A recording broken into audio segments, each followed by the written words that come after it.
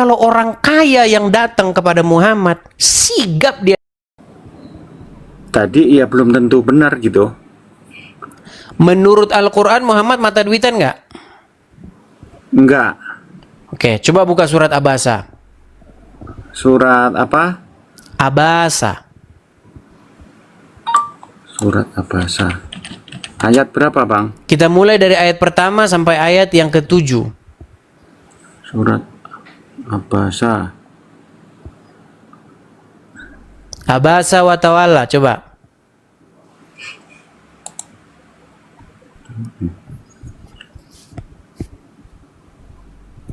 Dia Muhammad. Bacanya Bang, bacanya jelas, Bang. Jangan dia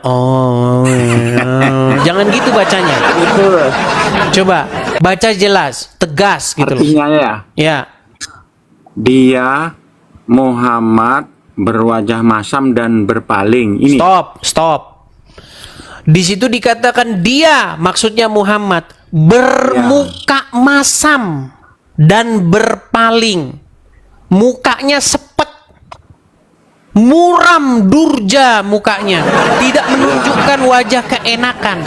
Ya, tapi jangan dilebih-lebihkan. Jangan dilebih-lebihkan begitu. Dia Bermuka cuma masam. Tahu nggak muka Nggak ada masam? Muka sepet.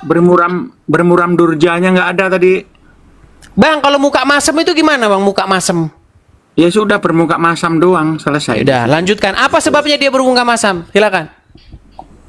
Karena seorang buta telah datang kepadanya. Dalam Oke. kurung Abdullah bin Umi Maktum. Oke. Karena ada seorang buta, miskin, bahkan dia itu dikatakan tak punya apa-apa. Datang kepada Muhammad, mukanya Muhammad masem karena nggak ada duitnya ini orang ini. Terus lanjut. Dan tahukah engkau, barangkali dia ingin mensucikan dirinya, Oke. Terus? atau dia ingin mendapat pengajaran yang memberi manfaat kepadanya. Oke. Terus? Adapun orang yang merasa dirinya serba cukup, Stop. Tetapi atau adapun orang yang merasa dirinya serba cukup, tahu nggak itu siapa itu? adapun orang yang merasa dirinya serba cukup. Siapa itu? Pembesar-pembesar Quraisy, orang-orang kaya, Ya, pembesar-pembesar Quraisy, ya. orang-orang berduit. Lanjut. Maka engkau memberi perhatian kepadanya. Nah, jadi menurut Al-Quran, kalau yang datang sama Muhammad itu adalah orang buta, orang tak punya uang, mukanya Muhammad masam. Betul? Padahal tidak ada celah atas Betul. muka kalau dia tidak mencucikan diri. Enggak, betul tidak yang saya katakan? Kalau seorang buta yang datang, orang tak punya duit, muka Muhammad masem, betul? Betul? Betul atau tidak? Ya kalau sesuai di sini ya, iya, dia Oke. berwajah masam dan berpaling itu. Oke, dia mukanya masam dan dipalingkan mukanya. Tapi kalau yang datang para pembesar Quraisy, orang-orang kaya dan berduit, apa yang dilakukan Muhammad? Engkau barangkali dia ingin mensucikan diri, mendapatkan pengajaran. Jangan bisik-bisik, Bang.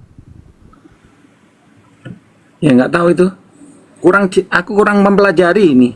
Makanya saya bilang kamu masih Islam. Bang, Ya, kalau saya ngomong memang terkesan orang yang dengar itu terkesan saya ini mengada-ada, terkesan saya ini menghujat. Padahal tidak, Bang. Memang Muhammad tuh orangnya kayak begitu. Kalau orang yang nggak punya duit, dia mukanya itu dipalingkan. Tapi kalau pembesar-pembesar Quraisy, orang-orang kaya, bahkan Al-Quran mengatakan yang merasa dirinya berkecukupan, Dalam versi Allah kan begitu, merasa dirinya berkecukupan. Ya memang hidup mereka berkecukupan. Maka Muhammad langsung cepat. Coba baca itu. Iya. Adapun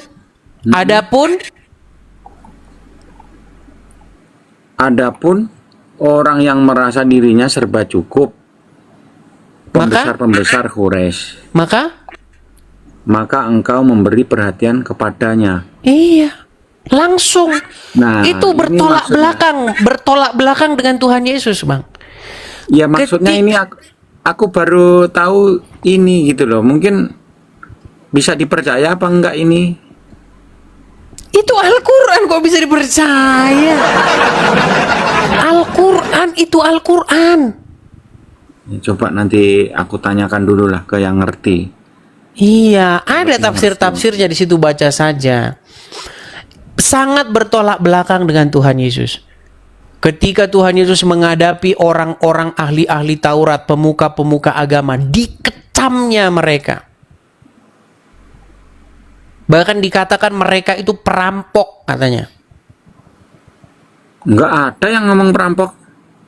Jangan ditambah-tambah. Ini kan nggak nyambung kan, aduh. Itu berbeda dengan apa? Dengan karakter Tuhan Yesus di dalam Injil. Karakter Tuhan Yesus di dalam Injil itu bertolak belakang dengan Muhammad. Ketika Tuhan Yesus berjumpa dengan alim ulama, pembesar Yahudi, para pemuka agama, dikatakan mereka itu perampok. Mereka menjadikan bait Tuhan sebagai ajang bisnis. Mereka menjadikan rumah Tuhan sebagai tempat berjualan. Jadi bisnis sama mereka rumah Tuhan itu. Jadi sarang merampok uang jemaat itu yang dikecam oleh Tuhan Yesus. Makanya berbeda, bertolak belakang. Makanya para alim ulama itu ingin membinasakan Tuhan Yesus. Gitu loh.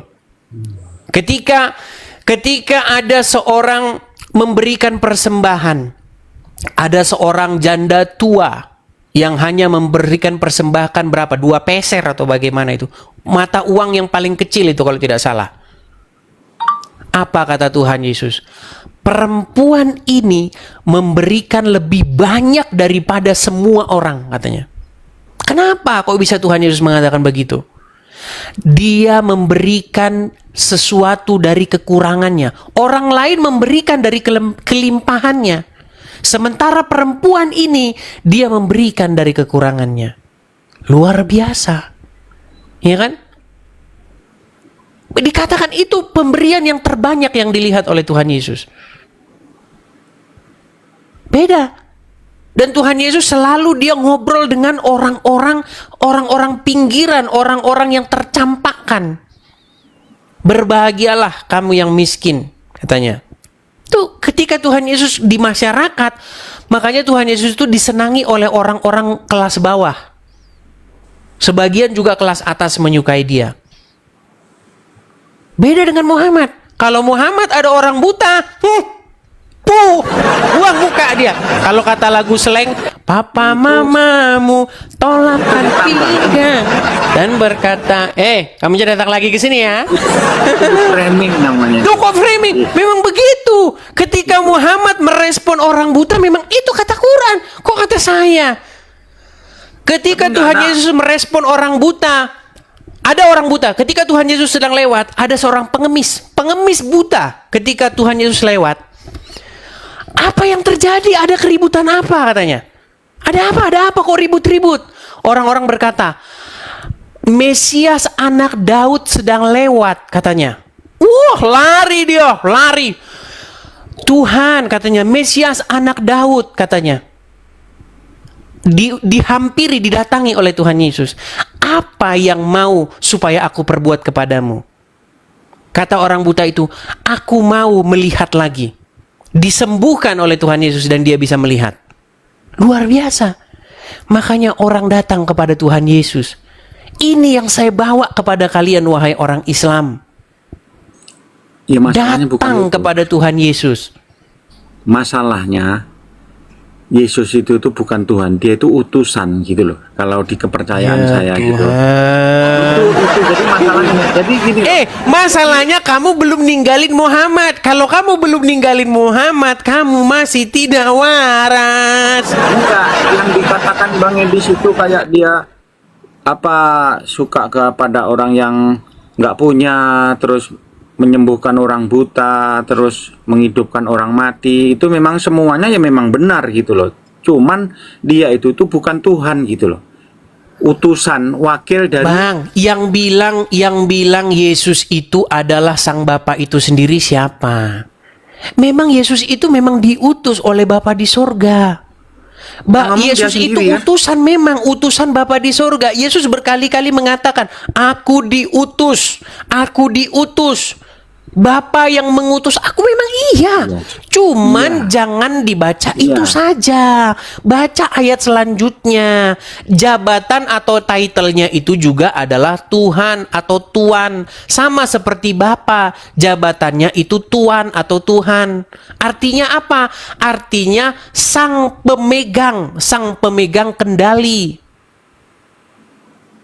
Kalau bahasa Jawanya Gusti.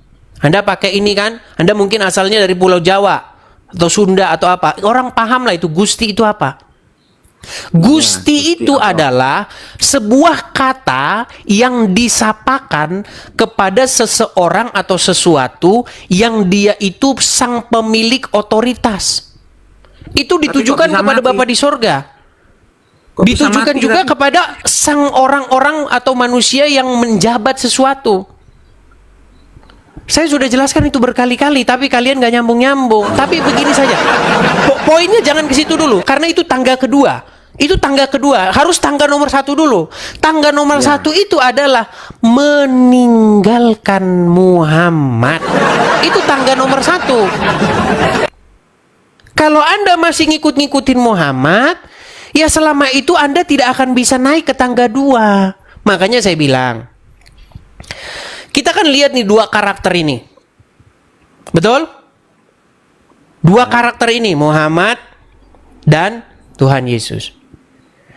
Sekarang, bagaimana apa yang diceritakan di dalam Quran dan apa yang diceritakan dalam Bible? Perlakuannya ketika menghadapi orang. Jelas kan? Saya tanya sama Anda, Bang Samsul. Negatif nggak Muhammad? Ketika dia berjumpa orang buta, ketika ia berjumpa dengan orang yang tidak punya, miskin papa, negatif nggak dia? Itu belum tahu aku itu. Belum tahu kan sudah saya kasih tahu tadi. Jikalau ada seorang buta datang kepadamu wahai Muhammad, maka kamu bermuka masam dan kau palingkan wajahmu. Buang muka dia. Dia buang muka. Dia nggak menunjukkan rasa empati. Dia tidak menunjukkan rasa pedulinya. Tapi kalau orang kaya yang datang kepada Muhammad, sigap dia datang. Macam-macam model begini banyak pemuka agama. Hamba-hamba Tuhan seperti ini banyak. Kalau ada jemaat miskin, saya sibuk. Saya sibuk. Berpaling muka dia. Tapi kalau ada jemaat yang gemuk, banyak duitnya, Anda perlu apa? Kami siap melayani Anda. Ini yang dikritik, ini sifat-sifat seperti ini. Bayangkan itu ada pada Muhammad. Itu berbeda sekali dengan karakter Tuhan Yesus dalam Injil. Sangat berbeda. Rela Tuhan Yesus jalan berhari-hari untuk menemui orang-orang miskin. Iya, nggak apa-apa itu betul. Cuman dia itu utusan gitu loh. Itu masalahnya.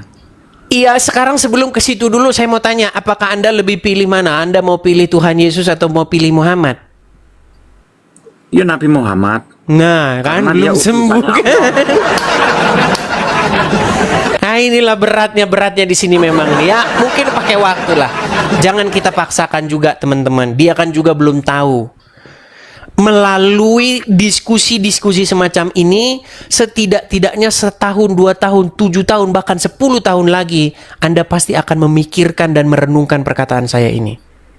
Siapakah yang harus saya ikuti? Nah, terus tadi kan Bang Edis ngomong waktu live sebelum aku tadi kan katanya ngarang-ngarang apa tadi itu? Ngarang Yang mana lagi? gitu loh. Ada yang ngarang tadi katanya itu apa melegalkan perbuatan apa tadi itu tuh. Itu sudah kita bahas, jangan balik lagi ke sana. Nonton saja di channel saya. Oh, iya. Nonton di channel saya. Oke lah. Ya udah oke. Oke, ya itu aja Bang Terima kasih Samsul. banyak. Saya sarankan begini, bukalah hati kalian, bukalah pikiran kalian, terimalah Tuhan Yesus. Ya, supaya Tuhan Yesus itu menjadi junjungan, menjadi suri tauladan bagi kalian, menjadi Tuan atau Tuhan kalian yang harus kepadanya kalian taat, patuh dan ikuti. Jangan kalian ikuti, taat, patuh sama Muhammad. Nanti kalian minum air kencing unta. Loh, percaya sama saya. Ketika kamu menjadikan Muhammad sebagai Tuan atau Tuhanmu, ketika kamu mengikuti dia, ketika kamu jadikan dia suri tauladan panutan kalian, maka percayalah, tidak dalam waktu yang lama lagi kamu akan menciumi batu seperti Muhammad dan akan meminum air kencing onta seperti orang yang disuruhkan kepadanya. Gitu aja ya. Oke? Oke, terima kasih. Oke, baik, kita turunkan. Selamat malam.